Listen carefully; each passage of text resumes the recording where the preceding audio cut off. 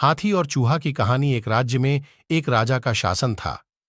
हर सप्ताह पूरी शान और शौकत से नगर में उसका जुलूस निकला करता था, जहां प्रजा उसके दर्शन किया करती थी।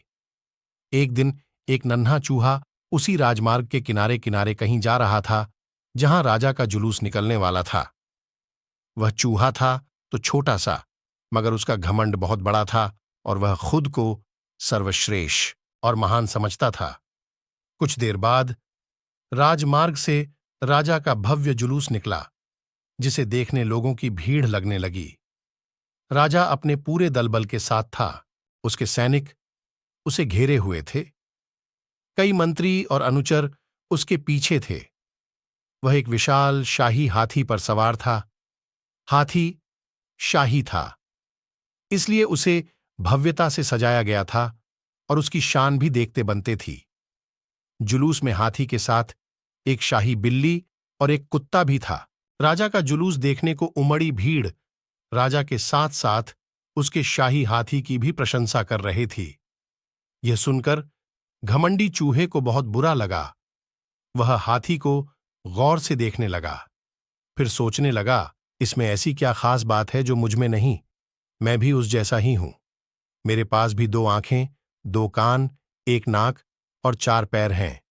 फिर उसकी इतनी प्रशंसा क्यों? उसके विशाल शरीर के कारण, लंबी सूंड के कारण, छोटी छोटी आंखों के कारण या झुर्रीदार चमड़ी के किस कारण? एक बार तुम लोग मुझे देख लो, उस हाथी को भूल जाओगे। मैं हाथी से ज्यादा महान हूं। चूहा ये सब सोच ही रहा था कि शाही बिल्ली की नजर उस पर पड़ गई और उसकी लार टपक गई। जुलूस छोड़ डाच वह उसकी ओर लपकी। फिर क्या था? चूहा अपनी सारी महानता भूलकर दुम दबाकर भागा। भागते भागते वही हाथी के सामने आ गया। आगे बढ़ते हाथी ने उस पिद्दी से चूहे को देखा तक नहीं और अपना विशाल पैर उठा लिया। चूहा उसके पैर के नीचे कुचलने ही वाला था, मगर किसी तरह उसने खुद को बचाया। वहां से बचा तो खतरनाक कुत्ता सामने था, जो उसे देखकर गुर्राया। चूहा पूरी जान लगाकर वहां से भागा और राजमार्ग के किनारे स्थित एक छेद में घुस गया। उसका सारा घमंड उतर चुका था।